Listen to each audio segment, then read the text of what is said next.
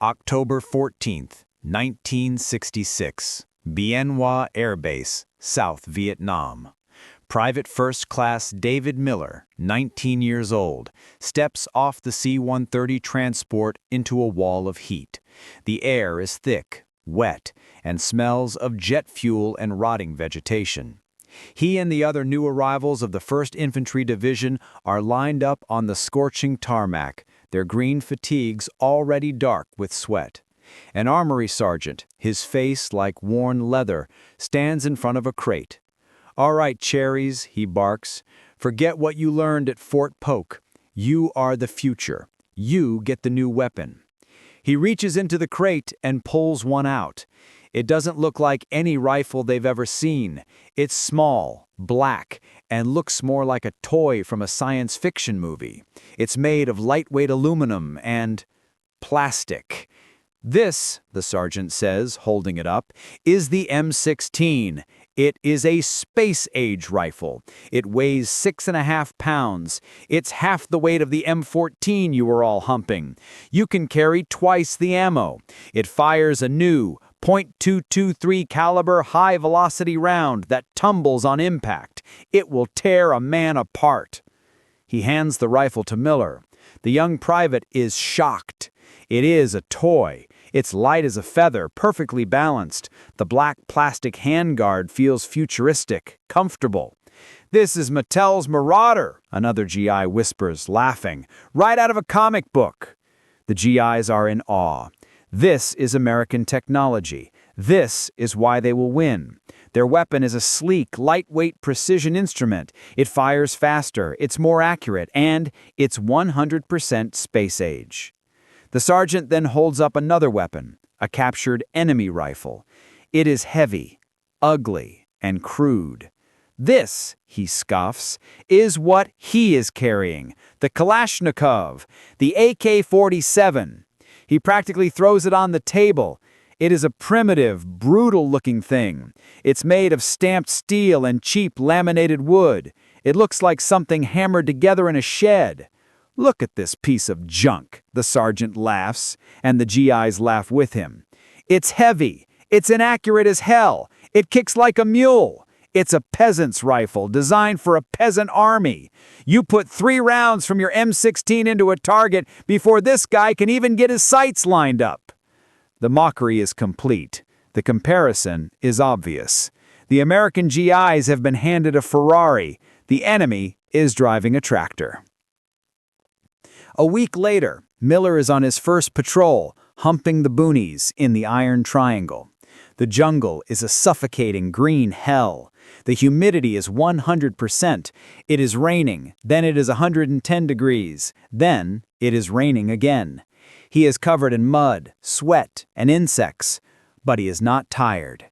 His M16, slung over his shoulder, is still light.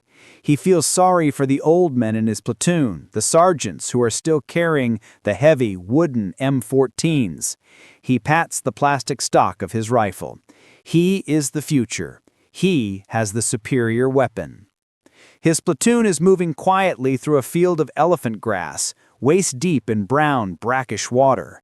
Then, from 50 yards ahead, the jungle explodes. Crack! Crack! Crack! The distinctive, deep barking sound of an AK-47 cuts through the air. "Ambush! Get down!" Miller dives face first into the muddy water, his new rifle submerged completely. "Get a base of fire!" his sergeant screams. "Miller, par it on him!" Miller scrambles behind a dike, adrenaline surging. He peeks over the edge, sees the muzzle flashes. He flicks the selector switch on his M16 to full auto. He pulls the trigger.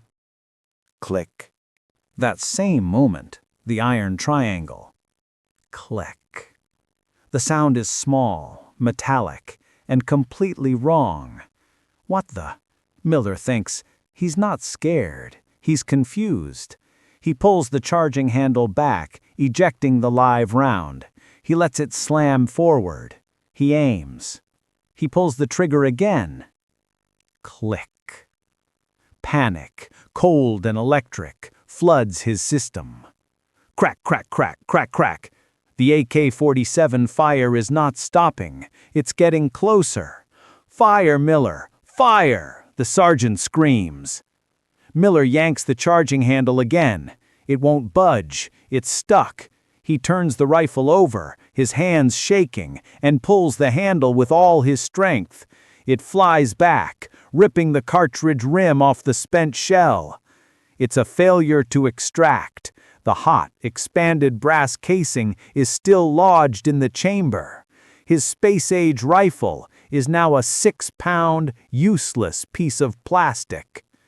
He fumbles in his pouch for a cleaning rod. He doesn't have one. They weren't issued. The sergeants had told them the M16 was a self-cleaning rifle, a revolutionary design that never needed maintenance. Another lie. "I'm jammed! I'm jammed!" Miller screams, his voice cracking. "Me too!" another GI yells from 5 feet away. "My gun's jammed! God! Oh God!" Miller looks over. The other Cherry, the kid who had laughed about Mattel's Marauder, is frantically trying to pull his own charging handle. His rifle is also useless. The air is filled with the high-pitched snap, snap, snap of the M16s that are working. But it's a sporadic, failing sound. Pop, pop, pop. It is being completely drowned out by the enemy. Brap, brap, brap. The AK-47s are not stopping. They are firing in long, confident bursts. From the mud, from the rain, from the filth, the peasant's rifle is working perfectly.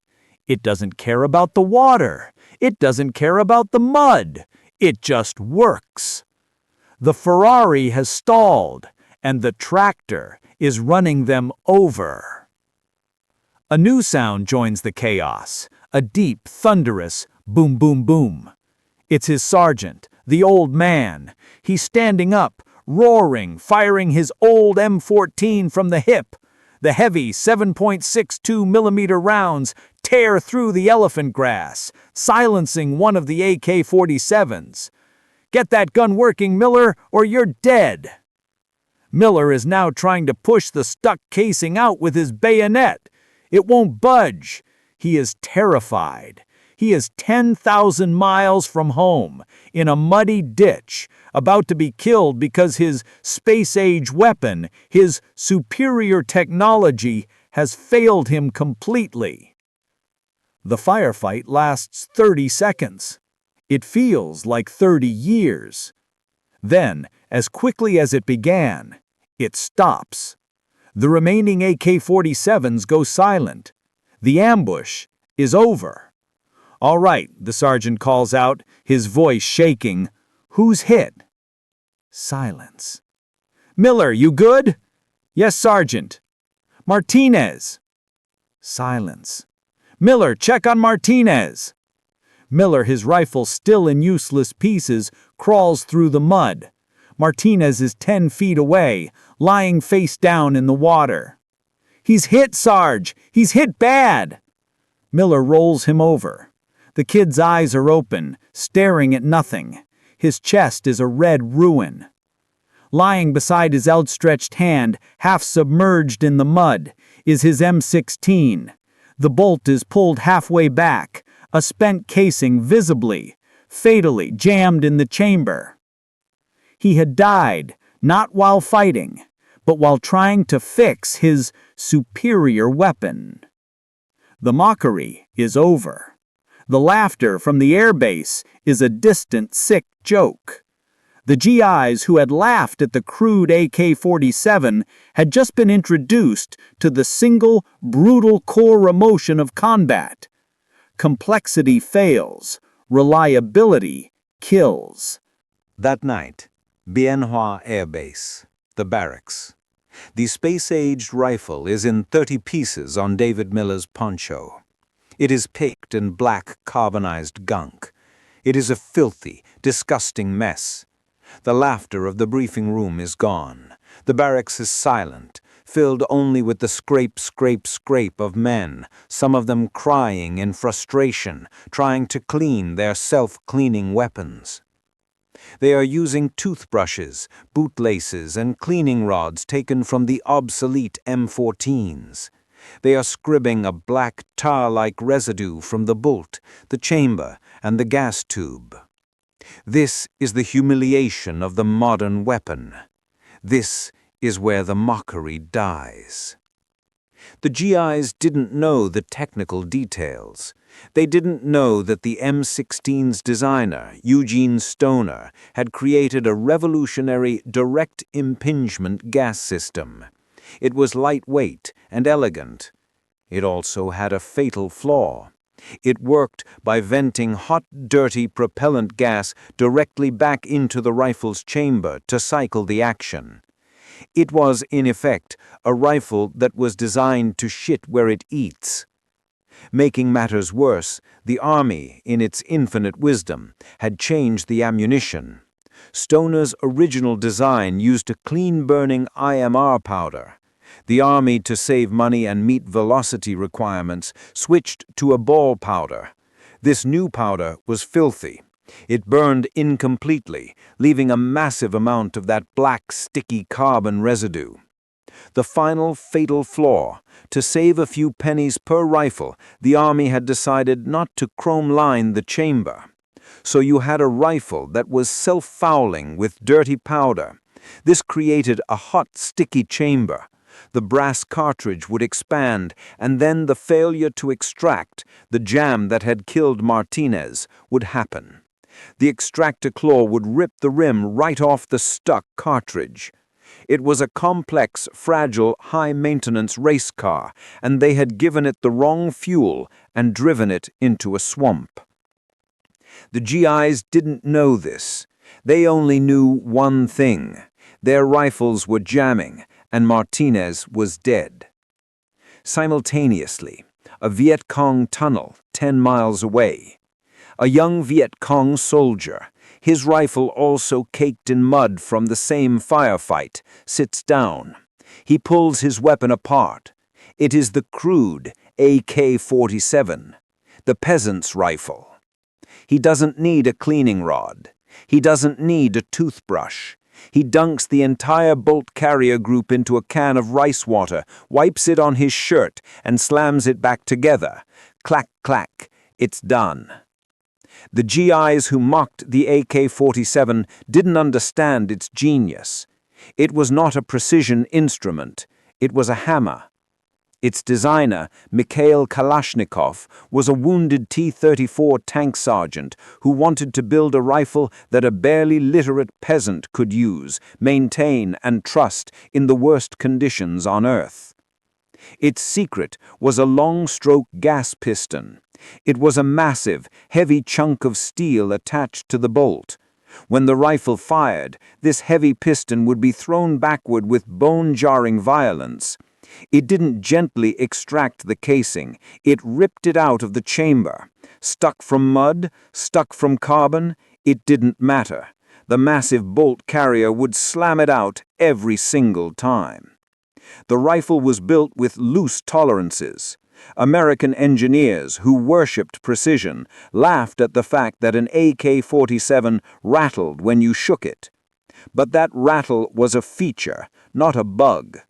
Those crude gaps were what allowed mud, sand, and water to simply fall out of the weapon.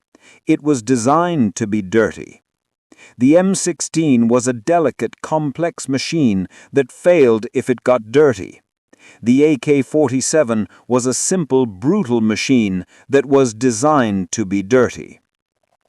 In the crucible of the Vietnamese jungle, there was no contest.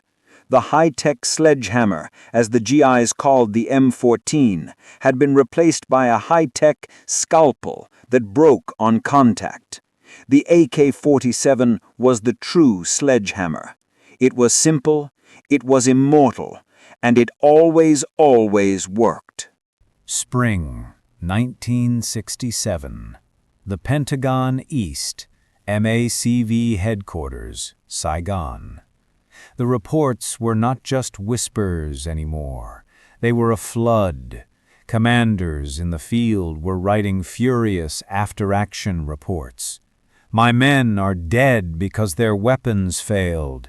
We were overrun while my platoon was trying to clear jams. Request immediate reissue of the M14. These reports went up the chain of command, and at every level they were met with a wall of bureaucratic denial. The M16 was not just a rifle, it was a political project. It was the brainchild of Secretary of Defense Robert McNamara's whiz kids, civilians who believed data and systems analysis could build a perfect, lightweight modern army. To admit the M16 was a failure was to admit their entire philosophy was a failure. So, the official story was created. It was not the rifle's fault, it was the soldier's fault. The problem, the generals in Saigon declared, was that the GIs were poorly trained. They were not cleaning their weapons.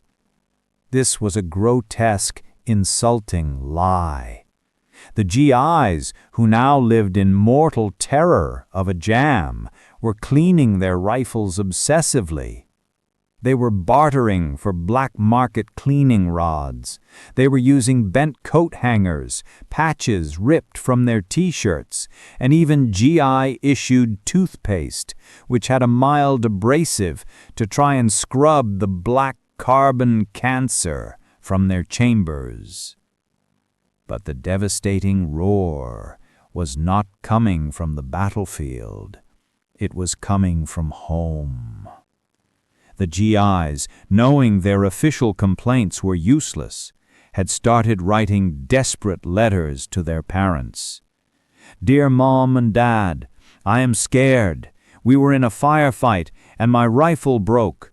Please go to a sporting goods store and buy me a commercial .23 caliber cleaning rod and send it to me. Don't tell them what it's for. Just send it. My life depends on it." These letters, thousands of them, landed on kitchen tables all across America. Horrified parents who had sent their sons to war with what they were told was the best rifle in the world were now receiving desperate pleas for $3 cleaning kits. They called their congressmen. They called their senators. The whispers of the GIs in the jungle had bypassed the entire chain of command and become a political roar in Washington, D.C. The Army's response was a public relations disaster. Instead of issuing chrome-lined barrels and cleaning kits, they issued a comic book. It was a small, cheaply printed manual featuring a blonde, buxom female character named Connie Rodd. It was filled with cheesy cartoons showing GIs how to properly clean their M16s with helpful tips like, "Keep it clean and it'll be your best friend." To the men who had held their dead friends, like Martinez, killed by a jammed rifle, this comic book was not just an insult. It was a declaration. It proved that the men in command were utterly, fatally disconnected from the reality of the jungle. The mockery was now complete, but it had been fully reversed. The GIs, who had once laughed at the crude AK-47, were now staring at their modern M16s with a new cold emotion: hatred. They hated their own rifle. They did not trust it. And a soldier who does not trust his rifle is already half dead. Summer 1967. The halls of Congress, Washington, D.C. The roar from the American home front had become deafening.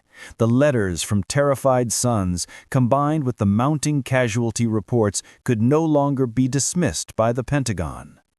A special congressional subcommittee, led by Representative Richard Ichord, was formed to investigate the M16 controversy. It was not a routine hearing. It was an inquisition. The Ichord Committee flew to Vietnam. They did not just talk to generals in air-conditioned headquarters. They went to the boonies. They talked to the GIs on the front lines, the 19-year-old grunts whose friends had died. They listened as young soldiers, their voices shaking with a mixture of grief and rage, told them the truth. "Sir, I am not a poorly trained soldier. I was top of my class in basic. My rifle jammed. My buddy's rifle jammed. We were cleaning them, sir, but the parts, they just broke." They presented the committee with rifles that were rusted, pitted, and fouled, despite being only weeks old. Then the committee returned to Washington and summoned the generals and a whiz kids from the Department of Defense. The hearings were brutal. The evidence was undeniable. The committee discovered the truth, the series of catastrophic bureaucratic decisions that had turned a promising rifle into a death trap. They discovered the last-minute switch to ball powder that was never tested. They discovered the cost-cutting decision to not chrome-line the chamber. And, most damning of all, they discovered that the Army had deliberately failed to issue cleaning kits, because to do so would be to admit their self-cleaning PR campaign was a lie. The final Ichord Report, published in late 1967, was a bombshell. It did not blame the soldier. It did not blame the designer, Eugene Stoner. It blamed the United States Army. It was a brutal and humiliating indictment of a procurement system blinded by arrogance and bureaucracy. The mockery, which had started with GIs laughing at a crude AK-47, had now come full circle. The entire U.S. Army was being humiliated in Congress, all because they had refused to believe that the peasant's rifle was in fact the superior weapon for the job. The humiliation forced a change, a fix, an immediate, life or death, no expense spared fix was ordered. 1968, the jungles of Vietnam. A new rifle began arriving in the hands of new GIs. It looked almost identical, but it was a completely different animal. This was the M16A1. The changes were not glamorous, but they were life-saving. First, the chamber and barrel were now lined with hard chrome. This one change, which the Army had originally dismissed to save 25 cents per rifle, made the chamber immortal. The carbon cancer could no longer stick to the smooth, slick walls. Second, a new protruding forward assist plunger was added to the side of the rifle.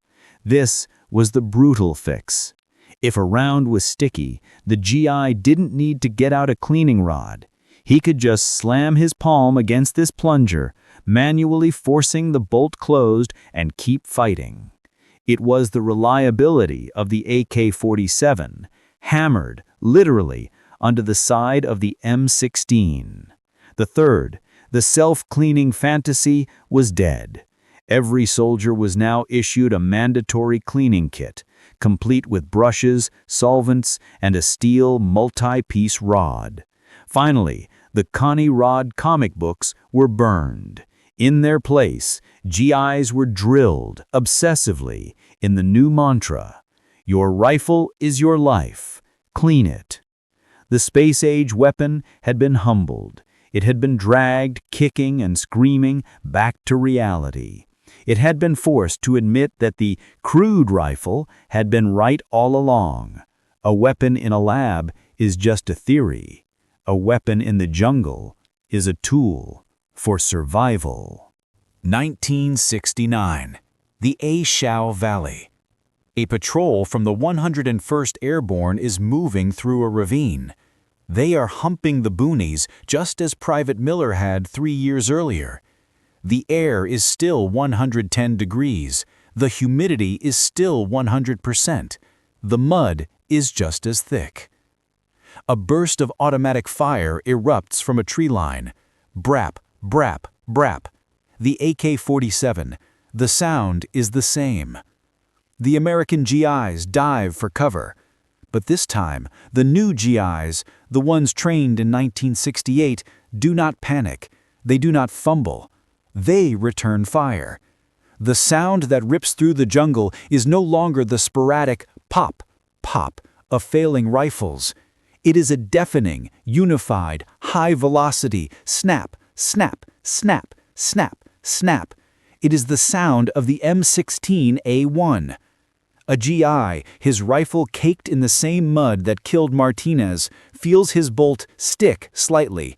It's not feeding. He doesn't stop. He doesn't get out a cleaning rod. He slams his palm against the new forward assist. Whack! The bolt slams shut. He pulls the trigger. The rifle fires. He keeps fighting. The battle is over in 90 seconds. The GIs have won the firefight. One of them cracks open his M16A1. The bolt and the chrome-lined chamber are still caked in black carbon, but it doesn't matter. The brutal fixes, the chrome and the forward assist, had forced the complex machine to work. This is the core emotion. This is the why. The M16, the space-age rifle, was a brilliant piece of complex engineering. It was lightweight, accurate, and futuristic. It was a scalpel in a world that required a hammer. The AK-47 was a crude, heavy, peasant's rifle. It was inaccurate. It was simple. And it was, in the crucible of combat, the perfect tool. It was a hammer. It was immortal because it was simpler.